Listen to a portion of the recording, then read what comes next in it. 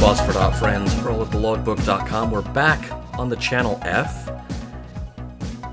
but we're in an alternate universe where somehow the license for Pac-Man went to whoever was producing the Channel F, whether it was Fairchild or Zircon. And this is the result. This is actually a homebrew that was released in 2004, and it's not bad.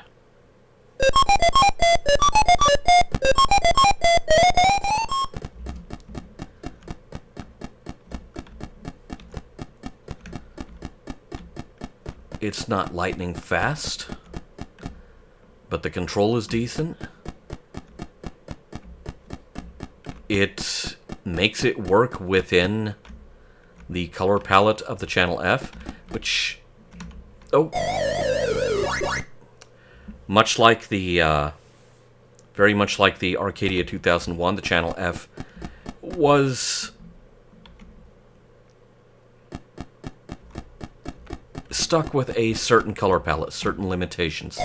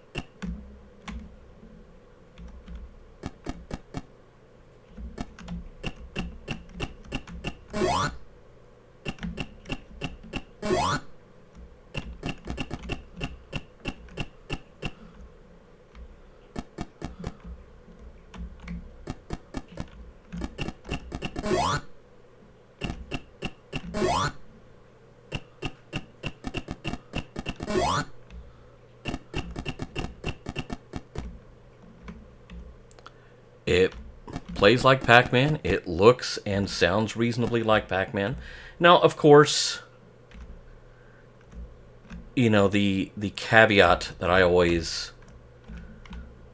put on this sort of thing is that homebrew programmers have the benefit of hindsight and being able to directly study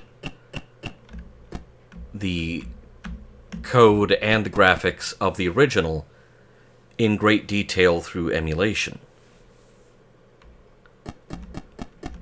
Oh, we're speeding up now.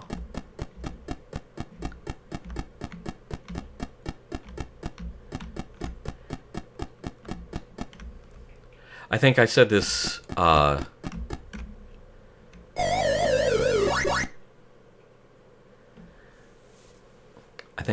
once before when we were covering, I think it may have been Muncher on the Astrocade. Just try to imagine what kind of insanity would have ensued if somehow some relationship existed between Namco and one of the really minor manufacturers.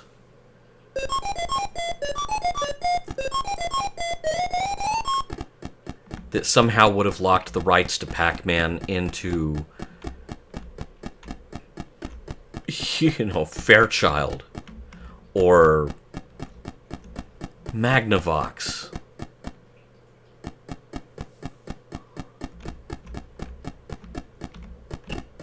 Or Emerson.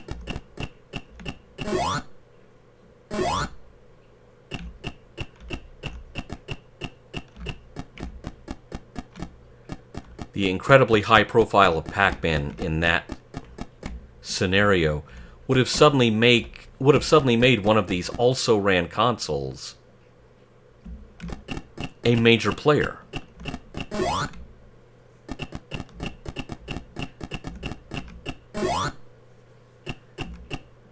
Now, of course, that's not what happened, but it's fun to kind of think it through as a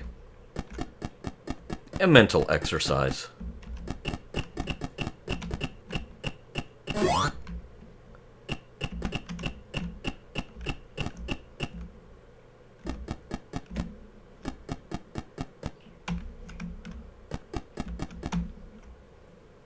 Come on, everybody. I'm over here.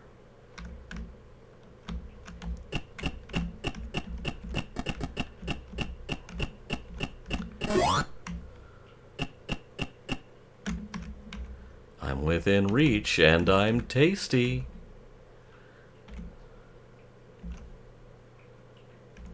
A phrase that I've never uttered before in my life, and hopefully never will again.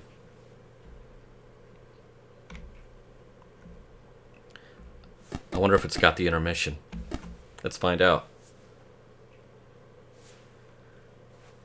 Too much to ask. Okay, fair enough.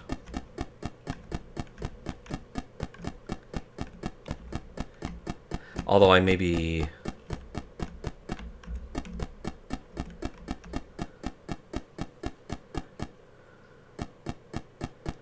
misjudging or misremembering how many levels I have cleared.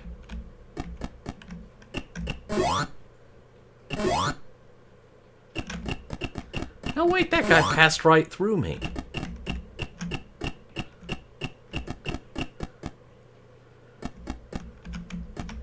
Another thing that I don't say very often.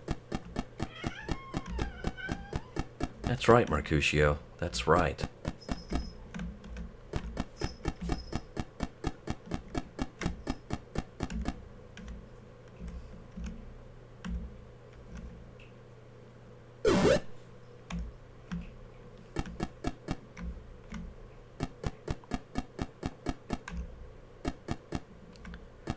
Trying to clear out some of the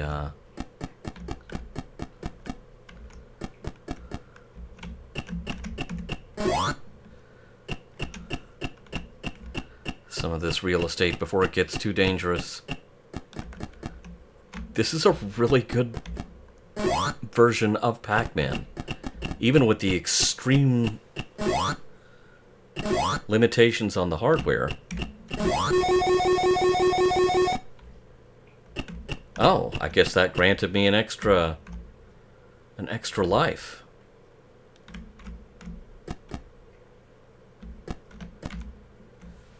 Fair enough.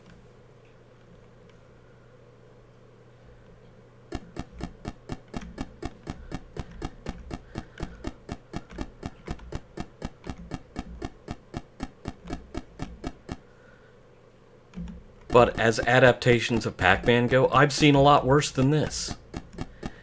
They made it work within the graphical capabilities of the Channel F, and that's kind of amazing. And let's also put all the cards on the table and just come right out and say the thing. They got the entire arcade maze on the screen.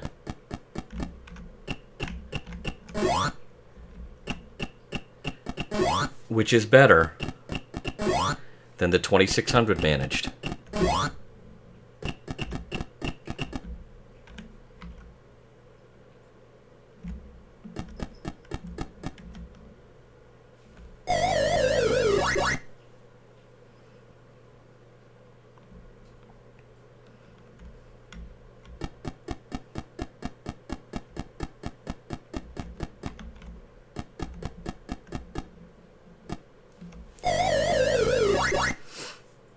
So there you have it, Pac-Man for the Channel F. Now, it's kind of a special pleading because this is a homebrew that did not have a window to meet by which it had to be on the market. So the programmer of this game was able to work on it until it was perfect, and not just until we have to ship it. So maybe not fair to compare to, Todd Fry's Pac-Man on the 2600, but it's just an interesting peek into a universe where maybe things played out a little bit differently.